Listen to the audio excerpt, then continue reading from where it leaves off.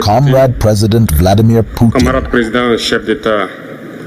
African heads of state, Comrade head of delegation, good morning. It is an honor for me this morning to take the floor here and to pass on to you the fraternal greetings of the people of the land of men of integrity.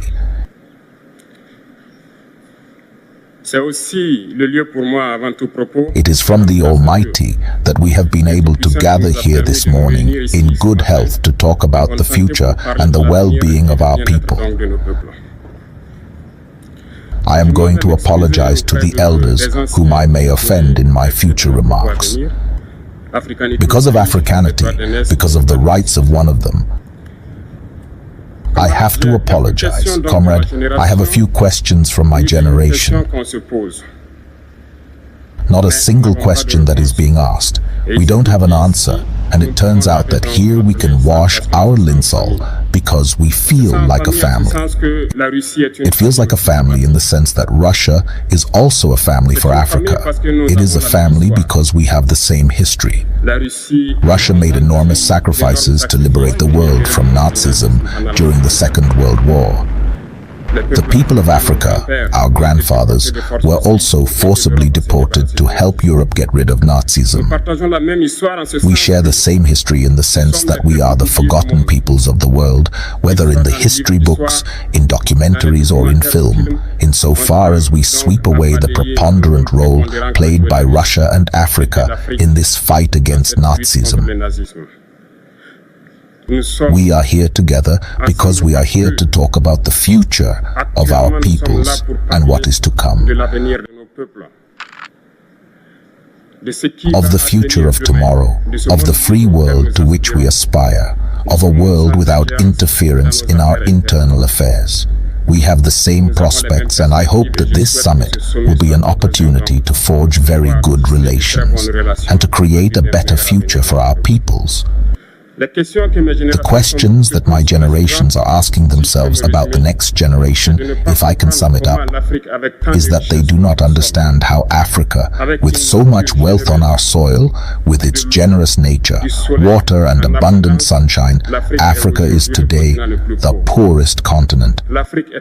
Africa is a starving continent, and how is it that our heads of state are traveling through the world of a man? These are questions that we are asking ourselves and that we have not yet had answers. We have the opportunity to forge new relationships, and I hope that these relations can be the best, to give a better future to our peoples. My generation also instructs me to say that because of poverty, they are forced to cross the ocean in order to try to reach Europe. They die in the ocean. But that soon they will not have crossed it, because they will come in front of our palaces to look for their daily sustenance. As far as Burkina Faso is concerned,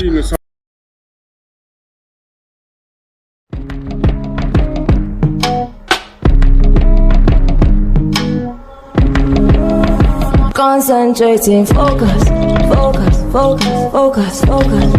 Always calculating, calculating, plus, plus, plus, plus. Everything is flowing, flowing, flowing, flowing. Have to congratulate me, I'm celebrating. Everything is crazy, crazy, crazy. Every single day, now me and my ladies get paid. Gratitude every time that I kneel and I pray. I never complain, I still got life, so I got a good chance. I'm feeling alright. Shifted timelines, I took it so high. It's only for more than 8 years, we have been confronted with the most barbaric and violent form of neo-colonialism and imperialism. Slavery still has so much to impose on us. Our front runners have taught us one thing: slavery that is not capable of accepting its own revolt does not deserve to be relied upon by its fate. We don't worry about our fate. We are not asking for someone to rely on our fate. The people of Burkina Faso have decided to fight. to fight against hypothyroidism capable of reviving its development. In this struggle, valiant peoples, wines and a population have pledged to take up arms in the face of terrorists. The ones we actually called the VDPs, volunteers. We are surprised to see the imperialists calling these VDPs militias and of all kinds. It is one of those wines, because in Europe, when people take up arms to defend their patriots, they are called patriots. Our grandfathers were deported to save Europe. It was not with their consent, against their grey. Well, on the way back, we remember that in Traore, when they tried to bandage their elemental sheet, they were massacred, so it doesn't matter. When we people decide to defend ourselves, we are called militias, but that's not the problem. What is the problem is to see African heads of state who bring nothing to these peoples who are fighting, but who sing the same thing as the imperialists. To our militia dealers, to our traders, therefore, to men who do not respect human rights, hence the human right. We are effusive against this and these shameful people. We, the African heads of state, must stop behaving like puppets who dance every time the imperialists pull the strings. Yesterday, President Vladimir Putin announced that the grain would be sent to Africa. And we are very happy, and we thank each other for that. But it is also a message to our African heads of state, because at the next forum, we must not come here without having ensured that our peoples will be able to achieve food self-sufficiency for those who do not know war. We need to learn from those who have already been able to achieve this in Africa. Build good relations here and build better relations with the Russian Federation so that we can meet the needs of our people.